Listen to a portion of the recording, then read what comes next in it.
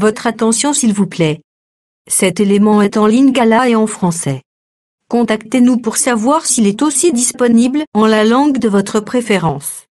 Veuillez aussi noter qu'il est en audio uniquement, dépourvu de ce fait d'image originaire. À présent, nous vous convions à suivre, depuis christequality.com et évangile-éternel.com, la rubrique Bible mot à mot, ou l'explication prophétique de toute la Bible, livre par livre, chapitre par chapitre, verset par verset, mot à mot.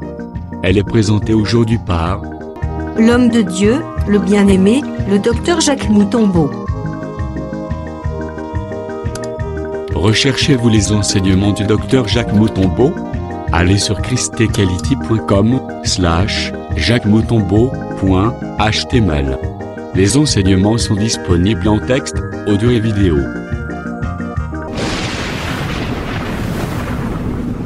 Bonne édification au nom de notre commun Seigneur et Dieu Jésus-Christ. Amen. Donc, ce sont des mouvements. Ce sont des mouvements. Bethuel engendre Rebecca. Ce sont là les 8 fils que Milka a enfantés. Vous voyez, c'est-à-dire Rebecca, c'est le fils de Bethuel. Bethuel, c'est le cadet de Nachor et de Milka. C'est très important ici. Verset 24, sa concubine nommée Reima a aussi enfanté Tebach, Gam, Tahash et Maka. Ça veut dire ici, nous voyons maintenant la chose, comment ça va aller s'accomplir là-bas, sur le mariage des fils d'Abraham et de la fille de Bethuel, qui est aussi la fille de Nachor. Voilà le mariage qui va se faire là. C'est pour cela que Bethuel devait être le 8e. Or, le chiffre 8, c'est le chiffre de la circoncision. C'est le chiffre de l'éternité. C'est que la fille qu'Isaac épousera, nous allons arriver là-bas, c'est-à-dire elle vient de l'éternité. C'est une fille qui vient de la circoncision, de la vie. Nous allons parler, nous allons toucher cela. Ça veut dire ici, nous voyons dans Nachor, il y a le chiffre 8, il y a aussi le chiffre 4. C'est-à-dire il a enfanté les filles, les 8 garçons. Il a enfanté aussi les 4 garçons. Les 4 fils. Les 4 enfants aussi. Donc, ça veut dire, ces 4 enfants, c'est significatif. Nous voyons le chiffre 8, c'est le chiffre de l'éternité. Et nous voyons le chiffre 4, c'est le chiffre de l'évangile. C'est le chiffre de l'évangile et les chiffres aussi de la délivrance.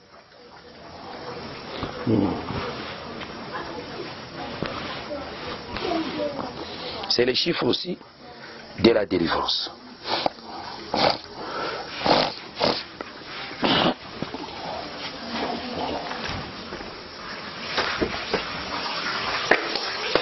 C'est les chiffres de la délivrance.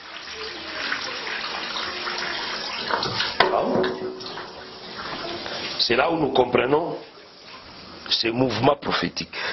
Gloire à Dieu. C'est là où nous comprenons ce mouvement prophétique. Ici, 23.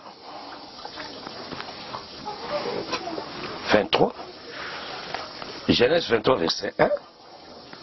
La vie de Sarah, fille de 127 ans, telles sont les années de la vie de Sarah. C'est-à-dire la vie de Sarah était de 127 ans. De 127 ans.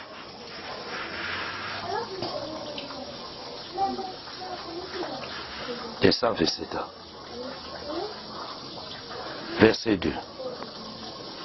Sarah mourut à Kidjarba, qui est Hébron, dans le pays de Canaan. Et Abraham vint pour mener d'elle sur Sarah et pour la pleurer.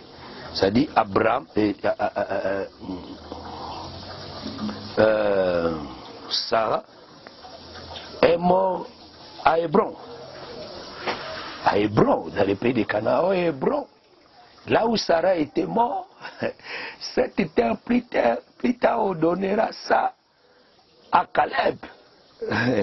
C'est-à-dire Caleb viendra habiter dans les lieux où Sarah était morte. Or, Sarah était une belle femme.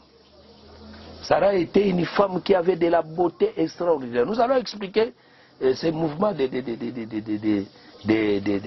chiffres, tout consort. J'avais déjà promis ça. Nous allons expliquer ça. Hein, dans la marche, nous allons expliquer ça. Mais ici, nous voyons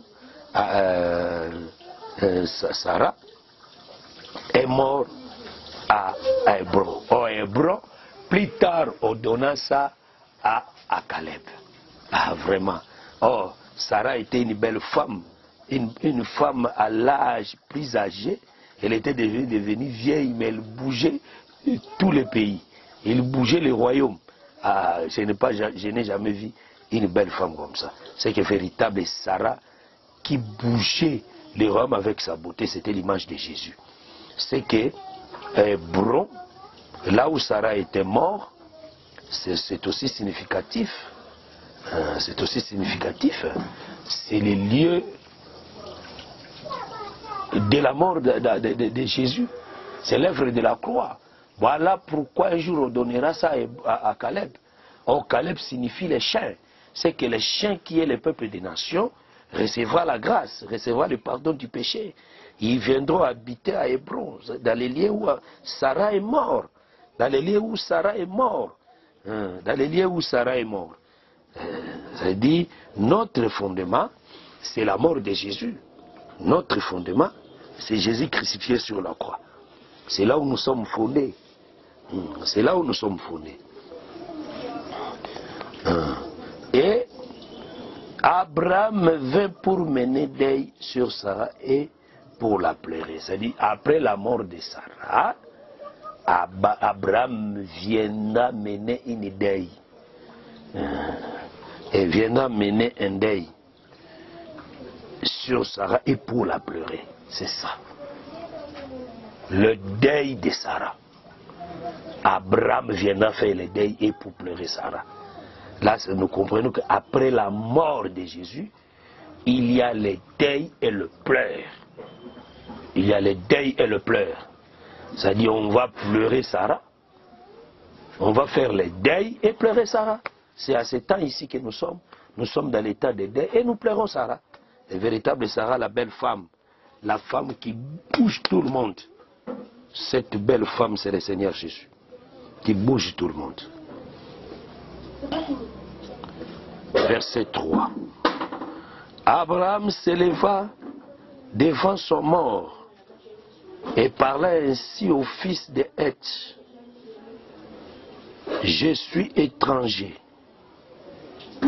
et habitant parmi vous. Non, verset 3 tout d'abord. Abraham s'éleva de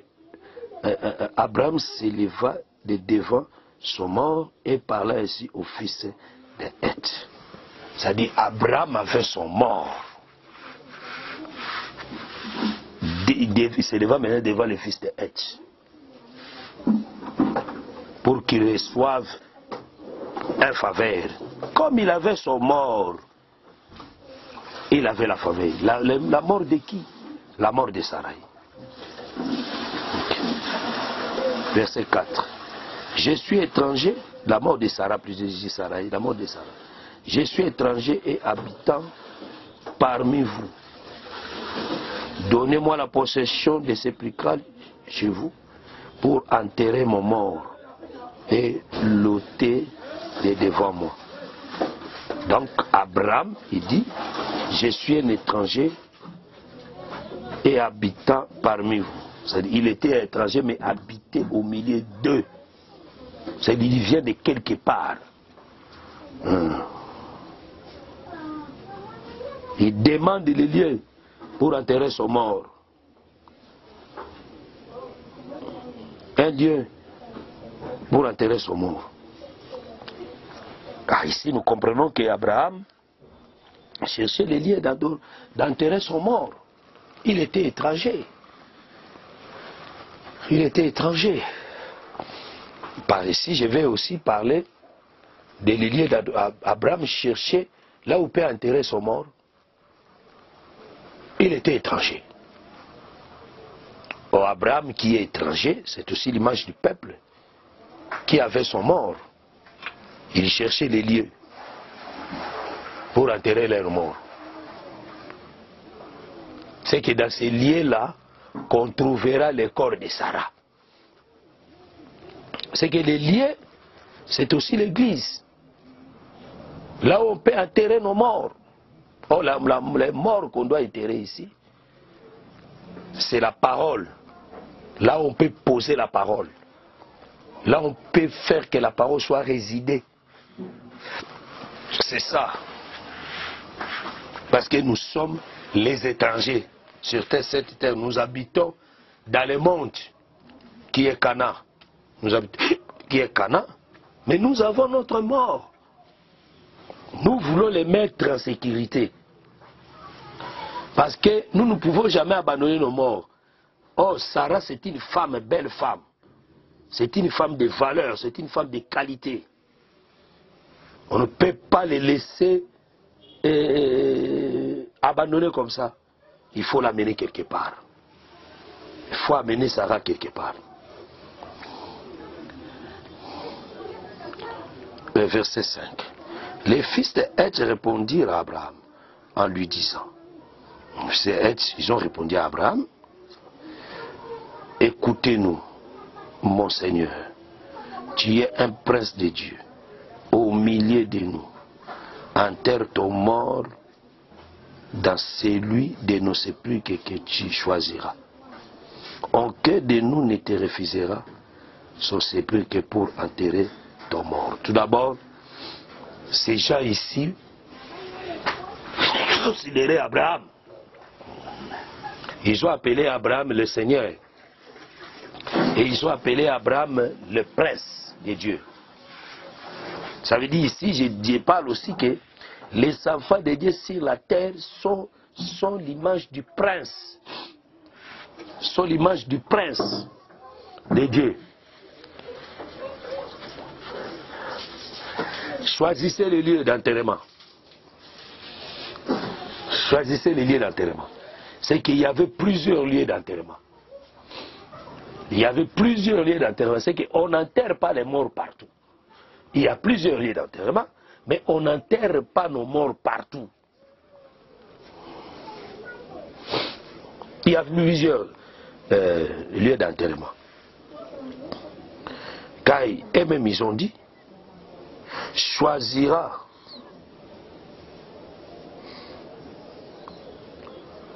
enterrer ton mort dans celui de nos sépulcres que tu choisiras. Vous savez, il y avait plusieurs sépulcres.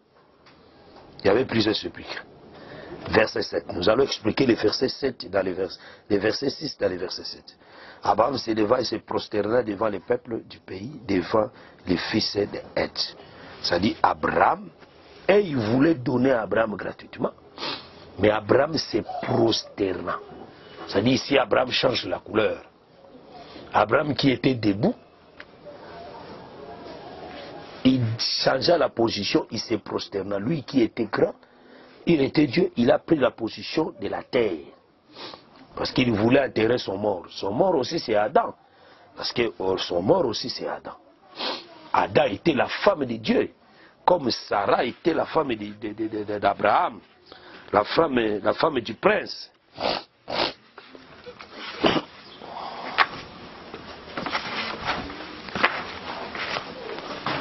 Il était la femme du prince. Abraham était la femme du prince. Et Sarah était la femme du prince. C'est l'image aussi d'Adam. Il cherchait là où il pouvait mener le repos. Le repos de Sarah qui est Adam. Comme Adam était la femme aussi de Dieu. Dieu cherchait le lieu du repos pour lui. Il se prosterna. Lui qui était debout, il se prosterna. Il s'abaissa. Il prend la position de l'homme simple. Verset 8. Et il leur parla ainsi, si vous me permettez que j'enterre mon mort et que j'ai ôte de devant mes yeux, écoutez-moi, j'ai pris pour moi Ephron, fils de Tchochar. C'est-à-dire, si vous acceptez d'enterrer mon mort, ça veut dire, il explique si vous acceptez que j'enterre mon mort. Verset 9. Je me céderai donc, il y prit pour moi Ephron, fils de Dieu. Donc, Abraham n'était pas venu seul. Abraham était venu avec Ephron, fils de Tchochar. C'est-à-dire, il avait déjà causé avec Ephron, fils de Tchochar. Le fils de Tchochar, qui est Ephron, avait déjà sa caverne. Avait sa caverne de Macpéla. Mais il devait aller maintenant aux détenteurs, ceux qui ont un mot à dire. Ceux qui ont le mot à dire pour récupérer cette terre-là. Ok. Et je parle ici que Ephron, fils de Tchoar, sont aussi l'image des prophètes. Ce sont eux qui gardaient les lieux sépulcrales. Ou bien Moïse qui gardait ça. Maintenant, Dieu devait récupérer ça pour enterrer son mort. Je me sais de me céder, il prie pour moi, il faut faire de me céder la caverne de Macpéla qui lui appartient à Ephron, à l'extrémité de son champ, de me la céder contre sa valeur en argent, afin qu'elle me serve de possession sépulcrale au milieu de vous. Voilà, vous voyez, ça veut dire, j'ai déjà parlé à Ephron. Ephron a un champ, mais à l'extrémité de son champ, les sépulcrales, donc la caverne de Macpéla, qui lui appartient, était à l'extrémité de son champ. C'était la caverne de Macpéla était à l'extrémité du champ, c'est-à-dire au coin du champ.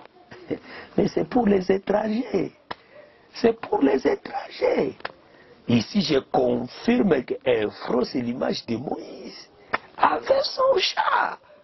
Il avait son chat. Mais il devait céder un coin pour les étrangers.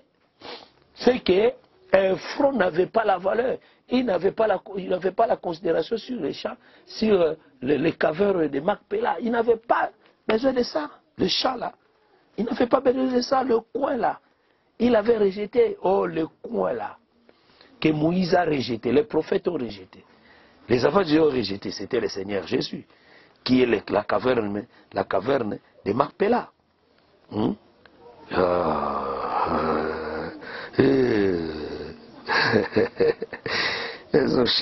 Ici, je vois beaucoup de choses ici à l'intérieur. Je vois, Dieu a dit Israël, si vous coupez ton champ, laissez un coin pour les étrangers.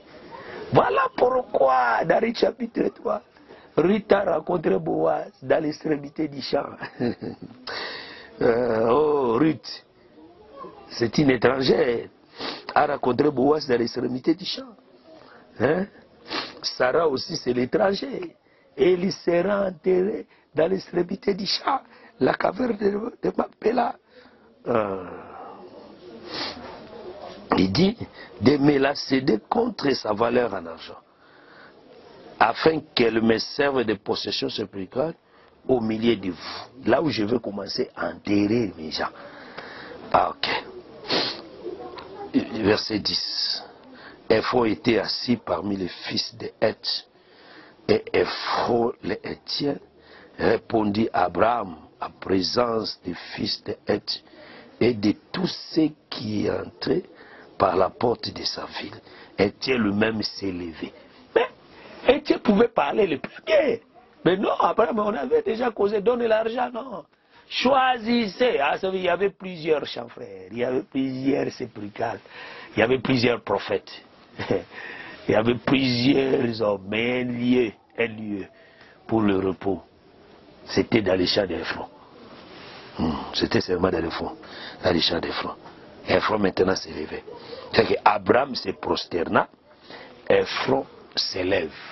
Or, Ephron ici, je prends comme l'image de Dieu lui-même, qui s'élève pour agréer l'offrande d'Abraham. Pour agréer l'offrande d'Abraham.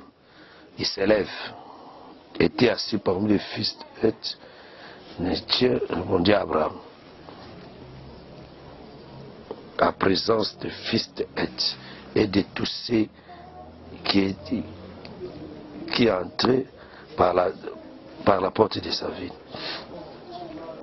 C'est-à-dire, Ephron était assis au milieu d'eux. Quand je parle de s'élever, je n'ai pas de problème parce qu'il a pris la parole. C'est lui qui prend la parole, c'est-à-dire prend l'autorité sur la personne qui se prosterne. Parce qu'il est assis sur le trône. Mais quand il prend l'engagement de s'élever, de prendre dans la main d'Abraham, il s'élève. C'est ça. Verset 11. Non, mon Seigneur. Écoutez-moi, je te donne les champs et je te donne la caverne qui est. Je te les donne aux yeux des fils de mon peuple. Enterre ton mort. Lui, il a donné. Je te donne. Et je te donne ça. Verset 12. Abraham se prosterna devant les peuples du pays. Devant les peuples du pays, c'est-à-dire, et il insistait de lui donner gratuitement. De lui donner ça gratuitement. Or, si les champs-là ont donné à Abraham gratuitement, ils en ont valeur. Ils en ont donné à Abraham gratuitement.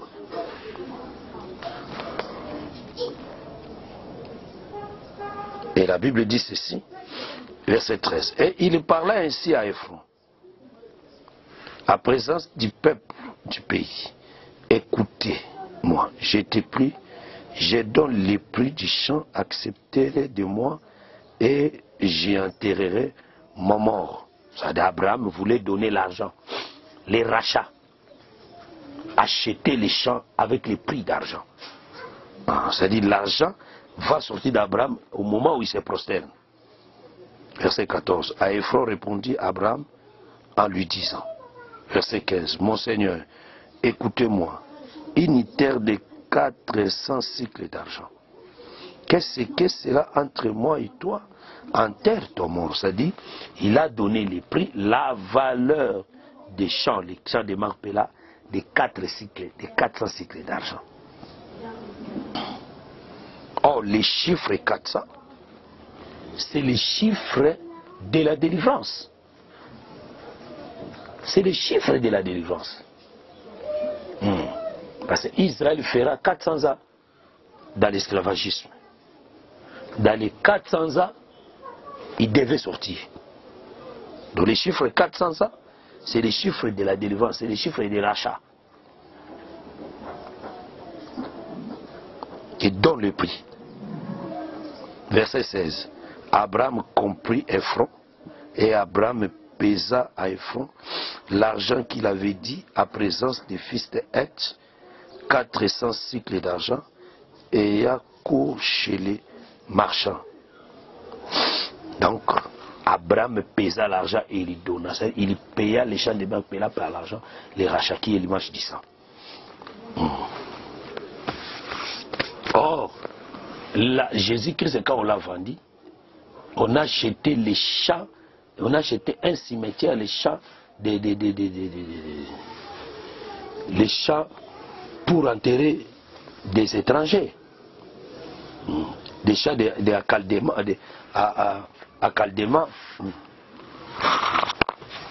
Les champs pour enterrer les étrangers. À Keldama.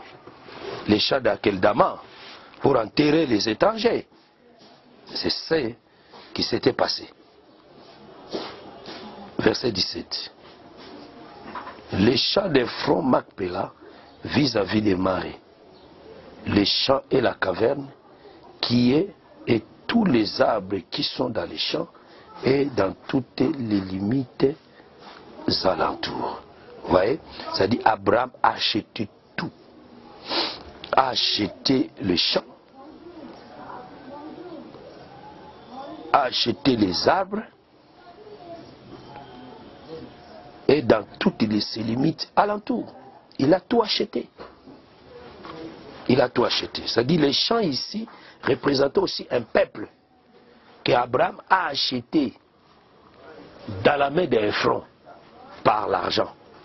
Il a racheté, il a tout racheté. C'est ici Abraham, c'est l'image du prince, l'image de Dieu lui-même qui achète les champs. Verset 18. Devint ainsi la propriété d'Abraham aux yeux des fils de Heth et de tous ceux qui entraient par la porte de sa ville. C'est-à-dire, tout le monde sait que ça c'est la propriété d'Abraham. Personne ne touchera ça. Personne ne touchera. C'est la propriété d'Abraham. C'est que les champs, qui est aussi l'image de l'église, c'est la propriété d'Abraham. C'est le lieu du repos. C'est la propriété d'Abraham. Verset 19. Après cela, Abraham enterra Sarah, sa femme, dans la caverne du champ de Macpéla vis-à-vis de Mamré, qui est Hébron dans les pays de Canaan. Si vous voulez voir les corps de Sarah, cherchez ça dans les champs de Macpéla, tu trouveras ça. C'est là où le corps de Sarah est là-bas. Vous voulez chercher le corps de Jésus, viendez chercher ça dans les champs de Macpéla, qui est l'église aujourd'hui, vous trouverez le corps de Jésus, qui est là-bas. Verset 20, les champs et la caverne qui demeurèrent à Abraham comme possession sépulcrale acquise des fils de Heth. Ça veut dire les champs et la caverne qui demeurèrent à Abraham, c'est aujourd'hui comme possession sépulcrale. Ça veut dire tous les saints seront enterrés là-bas. Tous les saints seront enterrés dans les champs de Macpéla. Tous les saints. C'est la propriété sépulcrale d'Abraham. Au véritable Abraham, c'est Dieu lui-même. C'est Dieu lui-même. Bon, merci d'avoir suivi ce message et que Jésus-Christ vous bénisse. Si vous avez une question à l'intention de l'homme de Dieu, si vous voulez que l'homme de Dieu prie pour vous, si vous voulez vous confier à l'homme de Dieu, ou si vous voulez tout simplement bénir l'homme de Dieu, contactez-le directement si ses coordonnées sont disponibles depuis sa page. Sinon, contactez-nous et nous lui transmettrons vos préoccupations. N'oubliez pas de faire un tour à notre page évangélisation pour voir en quoi vous pouvez vous rendre utile à Christ par cette œuvre. Que Dieu vous bénisse tous. Amen. ChristQuality.com. Les cieux en un clic de la souris. Évangile-éternel.com, le site de l'Évangile éternel. Christ et Quality Fondation, équilibrer la manne ramassée dans le désert de sorte que chacun ait un maire. Nous sommes Christ et Quality Fondation, un cyberespace évangélique international et multilingue, dédié à la promotion mondiale de l'évangile éternel, l'évangile tridimensionnel, là où la profondeur, la précision et l'exactitude se donnent rendez-vous pour vous exposer, d'une manière suivie, la saine doctrine de prophètes et des apôtres bibliques, ainsi que la révélation de Jésus-Christ, le mystère caché de tous les temps. Nous sommes facilement reconnaissables par notre unique logo distinctif, que vous retrouverez dans chacune de nos publications. Vous pouvez accéder à notre plateforme en tapant soit sur christequality.com, soit sur évangile-éternel.com. Vous y trouverez des enseignements bibliques, des cantiques et autres extras, en vidéo, en audio et en texte, disponibles en la langue de votre choix. En dehors de son multilingue site web, Christ et Quality Fondation administre aussi une chaîne YouTube, disponible elle aussi en plusieurs versions linguistiques. Pour accéder à l'une des versions de notre chaîne YouTube, celle de votre préférence linguistique, vous n'avez absolument point besoin de vous rendre sur youtube.com. Tout le contenu de notre chaîne YouTube est facilement accessible depuis notre site, christequality.com et évangile-éternel.com. L'avantage du site, c'est le fait que les enseignements et autres publications vous sont présentés en ordre et catégorisés par rubrique, par prédicateur et par version linguistique. Nous vous conseillons donc de vous rendre directement sur notre site web plutôt que sur YouTube pour retrouver l'ordre des éléments publiés. Toutefois, si vous avez choisi d'accéder à notre chaîne YouTube via youtube.com, prenez alors soin dans ce cas de rechercher juste Christ Equality CEF. Ne l'oubliez pas. Recherchez juste Christ Equality CEF. Vérifiez bien que c'est notre logo, puis cliquez-y. Peu importe la version linguistique à laquelle vous y seriez tombé, vous y trouverez en cliquant un lien direct et clair vers toutes les versions linguistiques de notre chaîne YouTube et bien sûr celle de votre préférence. Un lien vers Eternal Gospel YouTube Channel ou la version anglaise de notre chaîne YouTube. Un autre lien vers Évangile Éternel YouTube Channel ou la version française de notre chaîne. Un autre lien encore vous conduira vers Evangelio Eterno YouTube Channel ou la version espagnole de notre chaîne YouTube. Enfin, d'autres liens vous attendront pour vous conduire droit vers d'autres versions linguistiques, telles que Lingala, Swahili et bien d'autres encore. Nous continuons de travailler pour vous offrir les plus des versions possibles. Revenez souvent vérifier pour savoir si d'autres langues ont été ajoutées, et pour retrouver bien des saintes surprises. Notre mission est simple. Mettre à la disposition de la communauté chrétienne mondiale, un éventail d'enseignements bibliques de très haute portée spirituelle, afin que ceux qui sincèrement veulent servir le Seigneur Jésus-Christ de tout leur cœur, aient une abondance des commentaires éclairés des Saintes Écritures, faites par d'excellents hommes de Dieu, de sorte que leur foi soit fondée sur la saine doctrine des apôtres et prophètes bibliques, plutôt que sur les traditions humaines. Branchez-vous donc selon votre version. Soit à christequality.com, soit à evangileeternel.com. Et laissez-vous édifier, en vous immergeant dans l'incommensurable océan de la révélation des mystères cachés de la connaissance de Dieu en Jésus-Christ que nous publions à votre intention.